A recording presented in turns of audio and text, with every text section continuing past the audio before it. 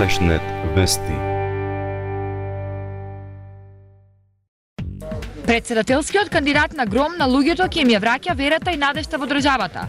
Оваа порака тој денес лично им ја кажа на жителите на Пробиштипско, каде денес беше во посета. Сакаме да почнат да веруваат во институциите на системот, сакаме овие тезги да бидат пополни, да видиме македонските производи кои што навистина се квалитетни, како да ги пласираме на странските пазари.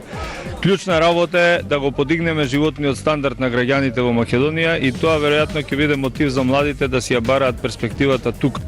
Во државата пак Поповски најавува помалку кавги, повеќе диалог. Да не се расправаме во државата меѓу себе, да не си ги вадиме очите, да пробаме да наоѓаме начин како да политички да дискутираме, како да не ја викаме стално меѓународната заедница да не мири, туку да бидеме стварно една достоинствена земја.